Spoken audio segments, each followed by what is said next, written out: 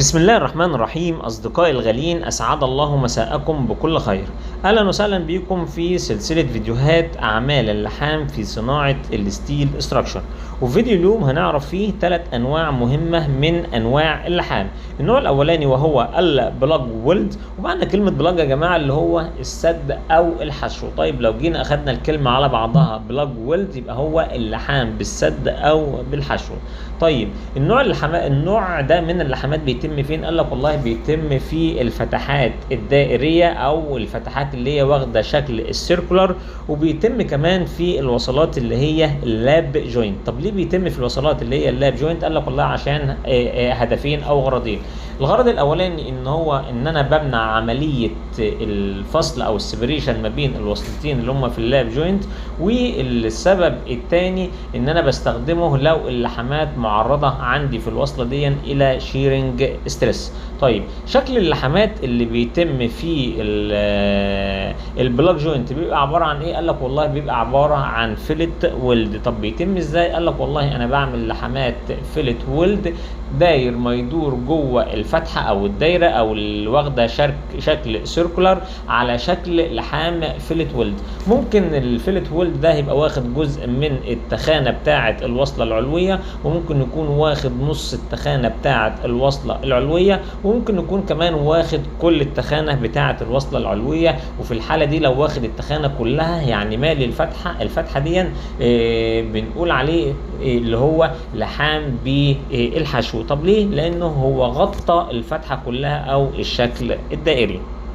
لو جينا دخلنا على النوع الثاني من اللحامات وهو السلوت ويلد، هو نفس البلاج ويلد، بس انا في الحاله دي بلحم في شكل اللي هو بنقول عليه شكل مجرى او شكل سلوت. بدل ما كنا بنلحم في الشكل اللي هو السيركولار او الشكل الدائري، لا احنا المره دي هنلحم في شكل اللي هو مجرى او سلوت. ونفس اللي قلناه هنا هو نفس اللي قلناه هناك هنقوله هنا، ان برضو الشكل اللحام بيبقى على شكل فيلت، تمام. وممكن اللحام بيبقى واخد جزء او ربع او نص او مغطي الوصله العلويه بالكامل.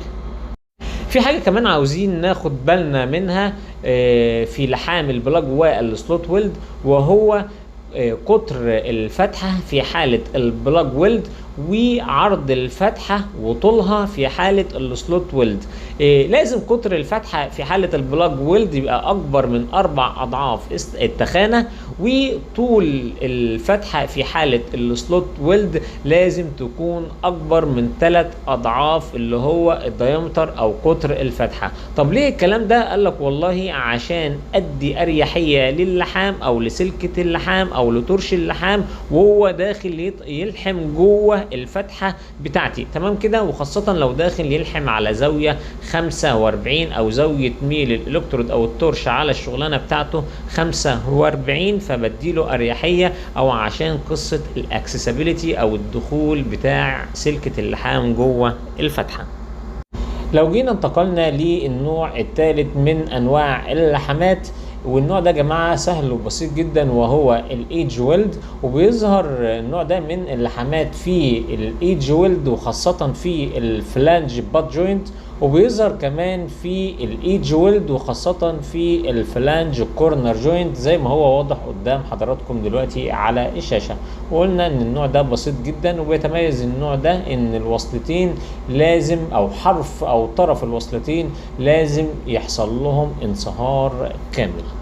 لو جينا انتقلنا للنوع الرابع من انواع اللحام وهو السيرفيسنج ويلد، وزي ما هو واضح من اسمه هتلاقوا اول كلمه فيه سيرفيسنج. سيرفيسنج ده يعني سطحي، يبقى هو اللحام او لحام سطحي بيتم ترسيبه على السطح العلوي لخامه الستيل. وبيبقى في منه غرضين. الغرض الاولاني اللي هو تحقيق بعض الابعاد والقياسات المطلوبه، والغرض الثاني بيبقى تحقيق بعض الخواص في السطح العلوي للخامه. وبناء على الغرض منه هيتم تسميه كل عمليه. مثلا لو انا عاوز احقق ابعاد وقياسات معينه يبقى العمليه دي بنقول عليها بيلد اب، طيب اديلنا مثال، هقول لك على سبيل المثال في صناعه الستيل ستراكشر، وانت بتقطع فلانشات او وبات قمر الستيل وبتقيس الطول، اكتشفت ان الطول مثلا فيه نقص حوالي 8 مللي او سنتي، فده طبعا هيأثر على الكاميرا بتاعتك. تمام كده؟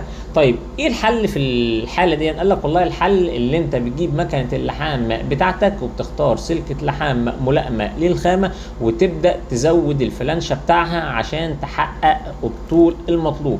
يبقى في الحاله دي انا عملت ايه بقى؟ عملت بيلد اب. يبقى بيلد اب الغرض منه ان انا احقق بعض الدايمنشن اللي انا افتقدتها اثناء عمليه التصنيع.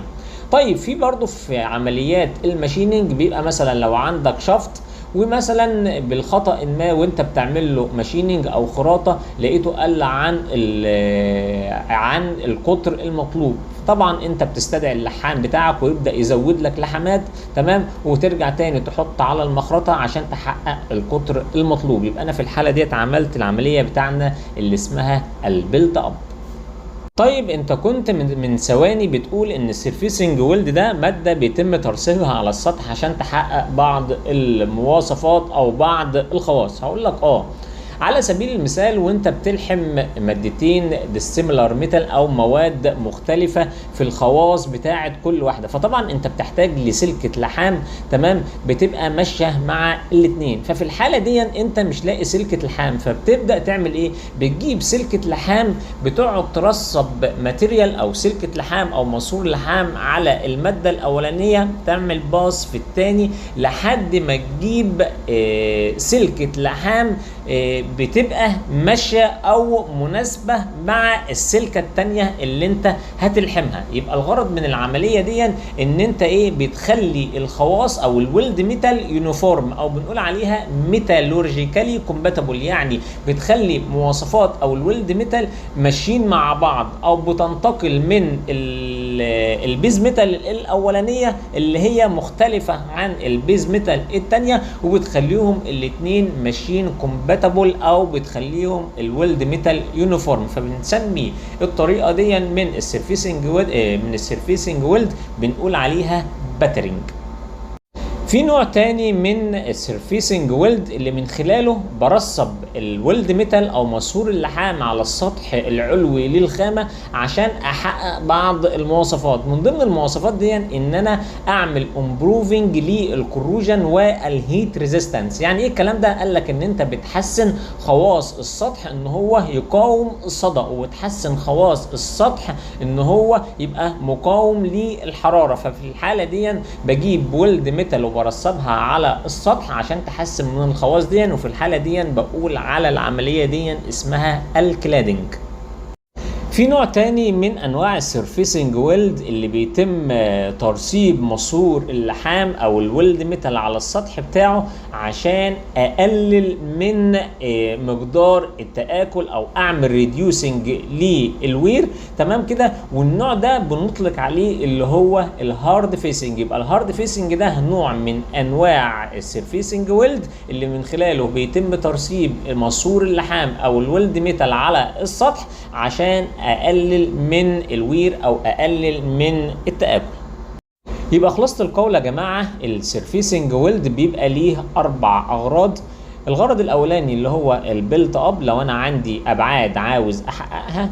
النوع الثاني اللي هو الباترنج لو انا عايز اخلق ماسور لحام في وصلة لازم يبقى كومباتبل او يونيفورم مع الوصلة الثانية. النوع الثالث اللي هو الكلادنج لو انا عايز ارصب ماسور لحام على سطح الخامه عشان احسن من الكروجن واحسن من مقاومته للحراره. والنوع الرابع اللي هو الهارد فيسنج لو انا عاوز اقلل التآكل على سطح الخامه. كده احنا وصلنا لنهاية فيديو اليوم. اشوفكم ان شاء الله على خير في الفيديو اللي جاي واللي هيبقى بقى بعنوان الويلدنج سيمبل، واللي هنستعرض فيه ان شاء الله جميع رموز اللحام اللي هتغطي كل انواع الوصلات وجميع رموز اللحام اللي هتغطي كل انواع اللحامات، تمام. ومش بس كده، هنستعرض كل الرموز اللي هتغطي صناعة الستيل ستراكشر، وكمان تغطي البايبنج، وكمان تغطي البليت وورك. يلا شكرا، سلام عليكم.